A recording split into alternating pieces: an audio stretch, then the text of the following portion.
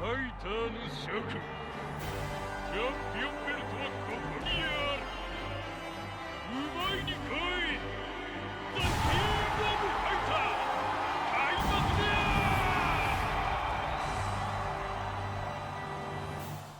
Hi, I'm Rob Cram, and today we're taking a look at SNK's The King of Fighters 14, which releases exclusively on the PS4 and is SNK's latest in their long-standing fighting game franchise, which started way back in 1994 on the Neo Geo system and now ends up as an exclusive for the PlayStation 4.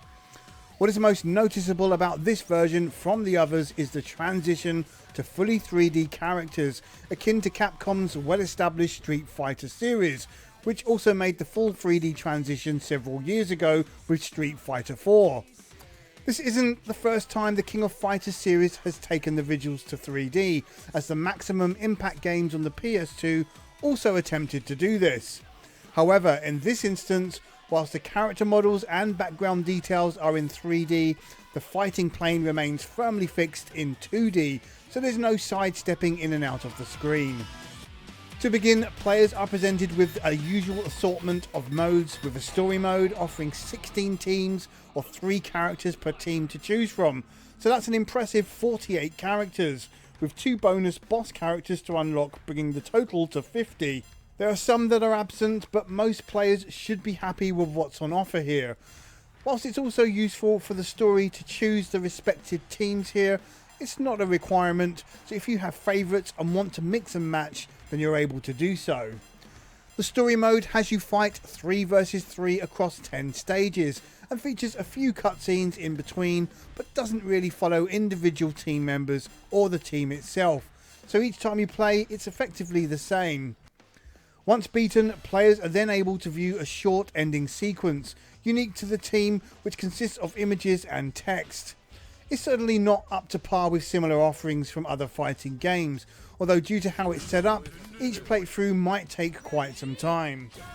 Players can simply ignore the story and dive into the local verses against the computer or other human players, with the choice of single one-on-one fights or the full-on 3 versus 3 teams. For beginners, there's a tutorial which shows off the basics, and a mission mode for advanced players where a time attack and survival mode is on offer. There's also a trial section for honing combos and special attacks. The standard training grounds are also available, where you can practice those combos until your heart's content. Lastly, there's an online component where you can take your fighting skills online against the rest of the world. First things first. Visually, the game is a massive improvement with some excellent looking character designs and visuals, where the 3D works wonders, despite the hand-drawn look of the past having its own charm. The models can't be faulted at all here, with the animated backgrounds providing a real upgrade from past glories. This is generally a good thing, however there's little movement off the 2D plane the fighting rests on.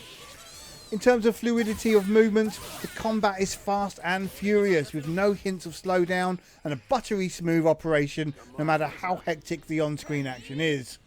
SNK has well optimised this game by solely focusing on the one platform, and it shows.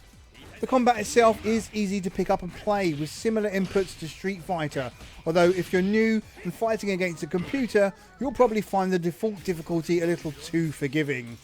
Once it's ramped up a little, you'll then witness some more advanced moves, which can literally finish you off in seconds should you be on the receiving end of a devastating combo. That's where heading to the trial section is a good place to hone your skills. With such a wide variety of characters on offer, it pays to experiment a little and at least become proficient using 3 or more characters. Players can obviously sink a whole lot of time into the localised play and never even venture online to get their asses handed to them by someone halfway across the globe. In fact, there's much to do in the local modes provided. As mentioned, there's the story mode for all 16 teams, where unlockable art, item and ending sequences are there for the taking, which can then be viewed in the gallery at any time. The story mode can take the best part of half an hour per team. That's around 8 hours of playtime right there if you want to see all the endings. Obviously, fighting human opponents never gets old in local play, and if you're starting out, there's simply lots to learn and master as with any fighting game. The King of Fighters 14 is a welcome addition to the fighting game lineup on the PS4 and comes as one of the better entries in the long-standing series. However, if we are to compare to its peers such as Street Fighter, Mortal Kombat and the Dead or Alive games, then the story mode and overall presentation is a bit lacking to say the least. Everything else though ticks the right boxes and provides hours of play, especially if you're a fan of the series. Whilst perhaps lacking the prominence of other fighting games, the King of Fighters 14 is a neat package worth checking out whether you're a beginner or a pro. And hopefully with this game, it's a prelude to greater things to come in the future from SNK, who have successfully brought the King of Fighters franchise into the modern age. The King of Fighters 14 scores 8 out of 10. I'm Rob Cram, thanks for watching.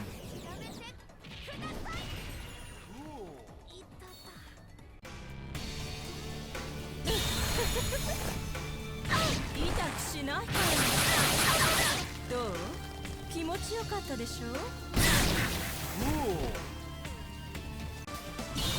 可愛がってあげるわ存分に味わってねどう満足した Great! 堪能してにゃほいっと私あんた19歳ちょっとお茶目な女の子 Cool! ちょっと味わってくれるわやー日本一 Cool! 手加減しないわよ